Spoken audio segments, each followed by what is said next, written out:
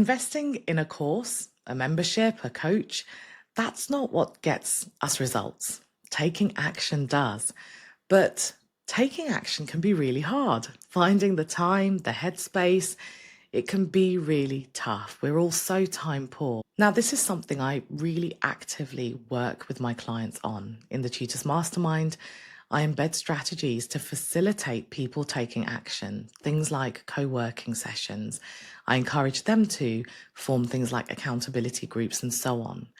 But if you're learning independently, so let's say you're taking a self-paced course or whatever it might be, there are a few things you can do to really make space to take action so that you get results. Because that's the whole point. That's why you're investing. So in this episode, I share a few things from my own experience that works for me. I share things that I've learned from my clients and from my work with clients. So keep listening if you want to find out how to really get the most out of the things that you're investing in for your business. Welcome to the Upgrade Your Education Business podcast. I'm your host, Samantha, and I'm so pleased you're here. As an education business owner myself and a former teacher, I understand the nuances that only apply to us. So in this podcast, I share fluff-free, tailored and actionable ideas that you can mould to suit your needs. If you'd like to take this conversation further, please do reach out. I would love to meet you. And finally, it would mean the world to me if you could leave a review. That way, you'll be helping me help more people. Thank you for tuning in. Enjoy. Finding the time to take action, having the headspace is tough. So whether you work with me or not, I really hope this helps. I'm going to just dive into various things you can try. And the first thing is to actually schedule learning and action time. I have 1 hour in my calendar every Monday at 10 a.m. to either learn or to take action. I personally like combining the two. So sometimes what I'll do is I'll be learning. So I'm in a membership where there are just self-paced videos and I might be watching the video, I might pause it, and then I will actually take action. Whereas sometimes you feel like you want to watch the whole video, or you might want to just sort of digest and process some training and then take action later. Now, unless you're intentional about putting that time in the calendar, then that's where you fall down. That's where you're less likely to actually do it. Now, I treat these as meetings. I treat them as though I'm seeing a client during that time. I block it out in my calendar. It's a recurring meeting in my calendar. And I don't take clients. I don't do anything else during that time but that. So there is an element of discipline and sticking to it. And the trick there really is to choose a time that's you're more likely to do it. So 10 a.m. on a Monday, I am likely to do it. I'm feeling fresh, haven't started working with any clients yet, so that's a perfect time for me. But let's say the mornings are really chaotic for you. Maybe you need to do it at a different time. So find a time that you know you'll be able to sit down, focus, where it won't encroach on things that you're likely to put before it and therefore delay doing this thing or cancel doing this thing. The point is, if you don't actually schedule it in, it's unlikely to happen. The second thing, and I've spoken about this before, is to really focus on one goal at a time. I've worked with over 100 educators, and the way I do my one-to-one mentoring now is we focus on one goal for the duration of time that we work together. And I have a fixed amount of time that people work with me when they commit to the package. And I found that to be so much more effective than the way I was working before, where we may have had several goals and we're kind of just catching up every call and we're deciding what do we do next. This keeps us really focused. It keeps us accountable to that goal, and it means we actually achieve it because everything is the driving force between everything. But if you're learning independently, if you don't have someone to keep you accountable, to steer you, then having that one goal yourself, choosing that one goal and just focusing on that and ignoring the noise around other things is really valuable. I find this particularly useful when I'm a part of a membership, and it's something I share all the time in the Tutors Mastermind. I share with them that being in a membership, it's like being in a gym for your business where you have access to so many different things and such a range of content. It's not like a course where there is a curriculum and there is a certain order and a pace. You can literally pick whatever you want to learn whenever you want to learn it. And that's great. I personally love that flexibility. But there is this danger of feeling like you want to use everything and watch everything all at the same time. And if you don't, then you're wasting your money. But actually, you're only wasting your money if you're working in a way where you're not getting results. And what I find really helps is I always focus on one particular aspect in my business that I'm learning about, that I'm implementing, that I'm trying. And I ignore everything else that's going on. And I only watch the videos, I only take part in the events, if you like, that relate to that one thing. And I have found that since doing that, and I only really started mastering doing that last year, since doing that, my results have accelerated. I promise you, they really, really have. And when I say focus on one thing, sometimes you have to distill that to one aspect of one thing. So if I'm focusing on a social media platform, for example, I only focus on one element of it. If I'm focusing on learning more about how to run a successful membership, I'll only focus on one aspect like retention or sales or marketing through a particular method, that kind of thing. So really hyper focus, and you'll find that your results will come faster, which means you are getting results from that investment that you've made. My third tip, and this really is learned from my experience, is to choose the support that truly fits your needs. Now, I'm not going to pretend like budget doesn't matter, but whether something's cheaper, whether it's more expensive, that's not really what dictates whether it's the level of support that you need.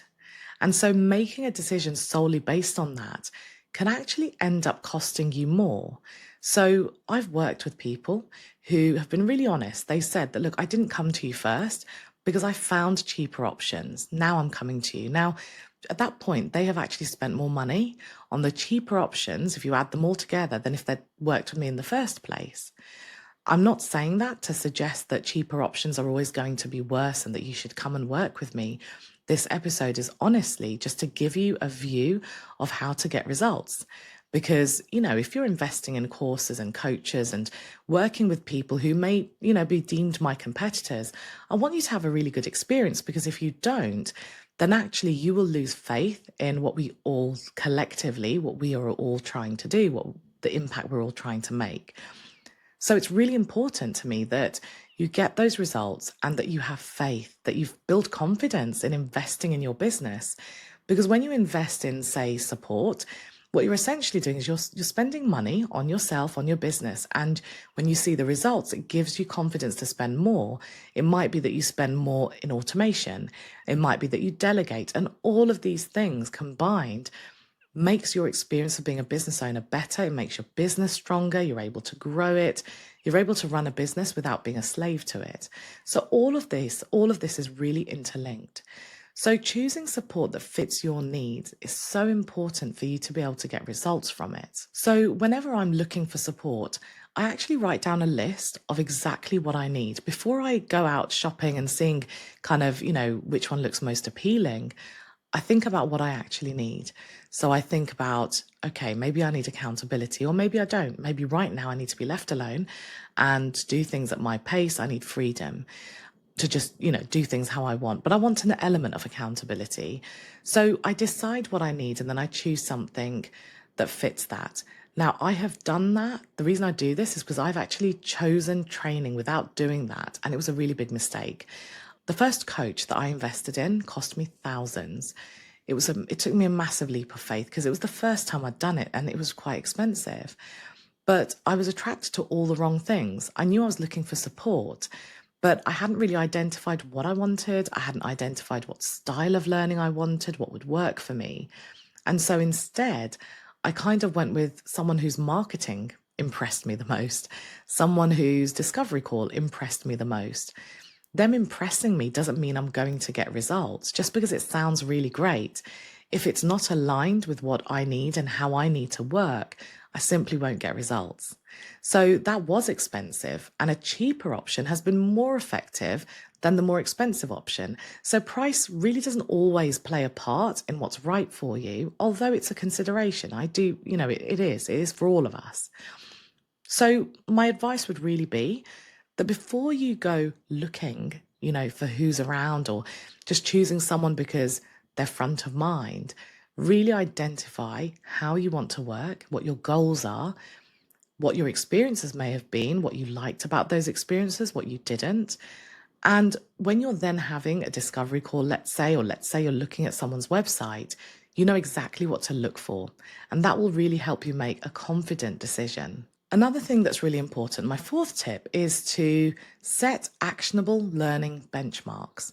So, something I quite like to do, if I'm listening to a podcast episode, let's say, that's going to help my business, or if I'm sitting down to work with a coach or watching a video from the membership, whatever it might be, I ask myself, what's one thing I can implement straight away? Because even though that one thing may not get me that ultimate result that I'm looking for, it moves the needle. It starts that momentum going. And I have found that it's really easy to sort of get trapped in that learning cycle where you're learning, and you've built this massive to-do list, but you never quite get round to that to-do list because you haven't gained any momentum with it. Now, when you combine this with hyper focusing, it's really effective. But thinking about what's one action that I can take right now that's going to get the ball rolling on this is important. So maybe you're listening to this podcast thinking, what's one action I can take right now? Maybe that action is you pause this, go to your calendar and just put an hour a week in where you're going to actually dedicate to learning or taking action. Maybe it's an hour a fortnight, maybe it's half an hour a week, whatever it is you can manage. Maybe that's the one action you take right now. That doesn't mean you're suddenly going to get results from doing it, but you've got that ball rolling, and it's really, really valuable to take that instant action. My fifth tip is to keep reviewing and keep adjusting. This needs to happen all the time. So just because you planned a strategy or you plan to implement something, it doesn't necessarily mean that it will work as expected. So it's really important to set little checkpoints, maybe, I don't know, once a month. It really depends on what you're working on, just to assess whether what you're doing is working, whether there's anything you need to tweak, whether there's anything you need to change. Sometimes that reflection makes you realize that you just needed a different viewpoint. Something I shared recently was how I ran this LinkedIn webinar, this LinkedIn for Tutors webinar. And in my mind, I thought I was going to make X number of sales during the webinar itself. And I did. I made some sales during the webinar itself, welcomed them into the mastermind. It was great. But I didn't make as many as I thought I would. And I kind of thought, that's not what I expected. But what did happen when I really thought about it was I ended up making loads of sales as a result of that webinar. It boosted my visibility. People were writing posts and they were tagging me, they were commenting, they were sending me messages. And so, although I didn't necessarily make sales the way I had expected, I still got the same outcome in a slightly different way. And so that has now educated me. That has given me an insight that makes my next webinar stronger because I understand a little bit more about how my audience respond to that. So you keep learning as you go along. It's important to have those reflection points, those checkpoints, so that you can identify what's working, what isn't, and it can really shift your mindset. If I had been focused on how many sales did I make during that webinar, I probably would never run a webinar again because I would think, wasn't worth my time. I didn't make the sales. Because of that reflection, and I realized how effective it was when I realized that actually I got to meet people who I had previously been connected on social media with, but then we actually got to meet. Recently one of them messaged me saying, are you going to this event? And we're actually going to meet in person, which is fantastic. It's something I really love as an online business owner. It's really nice to meet people in person. So even that came from it. It's not even just sales that I'm thinking about. There are loads of benefits. And so I will run another webinar because I got so much out of it myself. And it meant I got to help a lot of people as well, which is always the purpose. So when you look at things through a different lens, you realize that actually something you thought wasn't working as well as you thought it would, well, maybe it did work. It just worked in a different way. So you need those reflection points to even be able to identify that. My sixth tip is to avoid information hoarding. Learning feels like you're being effective. And so it's really easy to get in that position where you're just collecting learning, you're collecting resources, you're collecting notes, you're saving content for later. You've got an email folder of really useful emails that you've received that at some point you plan to look through. Now, what happens there is that you're stuck in consumption mode. So you can set a little rule with yourself, make a little contract with yourself. Maybe you say that for every new piece of learning, let's say it's a lead magnet, something that you've just downloaded, let's say it's a YouTube video or a podcast episode or a session with your coach or a video you've watched in a membership, whatever it is, maybe make a deal with yourself where you won't move on to the next piece of training, the next piece of content until you've taken at least 2 pieces of action related to what you've learned. I've just kind of made that up. Think about what will serve you, what will help you from being, to break that cycle of just consuming instead of taking action. And my 7th tip is to really use the community that's around you. In the Tutors Mastermind, the nature of most memberships is that there is a community element to it. Participate. It's really, really effective. It's a way of keeping you almost accountable and to keep remembering that resource is there for you. If you're part of a course, then again, there are other people on that course. There's usually a community aspect. Okay, when you work with someone one-on-one, maybe there isn't as much of that, but you have someone who you're engaging with, someone who kind of holds you accountable. Now, the reason why communities can be so powerful is because if I take the Tutors Mastermind as an example, yes, I host it, and yes, I deliver the training and all of that, and I have some guest experts in, but there is also a wealth of knowledge amongst the masterminders. Just because they're learning from me doesn't mean I can't learn from them. It doesn't mean they can't learn from each other. So recently I had a masterminder spotlight with one of the masterminders, and she was sharing how she has really used the community around her, which has really helped her just get started with social media marketing and get results really fast. And when I say fast, I mean by her second post, she was actually making sales. But sat behind that was all of this stuff that she was doing behind the scenes, and she shared that with everyone. Now, I don't do that. I learned something from her.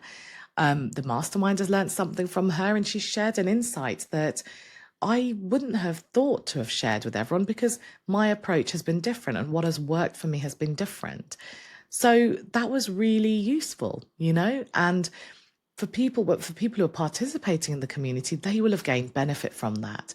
And, as we were doing the live, people were chatting in the comments and someone said, I've set up an accountability group. It starts this Monday if anyone would like to join. And then 3 people said, I'd like to join. So then people were making connections, and all of it happened just from participating. You really don't know. This is the thing about networking, about being part of communities, is that you sometimes wonder what's the point. But the point is you don't need to know the point, because you really don't know what you're going to pick up. You don't know what you're going to learn. You don't know what opportunities are going to come your way. And, it gives you a different kind of support. We've all been in this position. We might be creating something, we might have an idea, and we wonder whether it's any good. And we're just critical by ourselves. Well, how great is it to be able to just share it with the community and say, what are your thoughts? And then you've got all these people, instead of just me or your trainer or whoever it is you're working with, you've got all these different people sharing their experiences, their opinions. It's really useful, and it's in a safe space, because when it's a paid community, when you are paying, and that's what this is about, when you've invested in a membership or a course or a coach, when you're paying for it, you know that they're like-minded. You know that they're not this random person who's kind of looking at that. They're not even going to engage, and they might even steal your idea or something. I mean, I'm not saying it doesn't happen or can't happen, but the chances are slim because everyone has a really vested interest in building those connections and having strong relationships. So use the community around you. You're paying to be in that community. You may as well use it, because I promise you, it really changes your experience of being a part of something. You actually feel like you're a part of something rather than still feeling alone, even though you're around other people. So, balancing action with learning is actually a skill. It's not about having more time, it's about being intentional and making space for something that's going to really make a difference, that's really going to have an impact. Whether you're in the Tutors Mastermind or you're learning somewhere else, these strategies will help you to move from consuming information to results. So, what's the first thing you're going to take action on? What's one thing you can do right now, straight after this episode, that's going to get you a little bit closer to the results that you are really trying to strive for? Thank you for listening. You'll hear from me on Wednesday for the last episode of this season. I'll be taking a week break, as I always do at the end of each season, and then I'll be back after a week. Would you like to take this discussion further? Perhaps you have some questions or you'd like more ideas on tailoring your business. If so, book a free discovery call through the link in the show notes.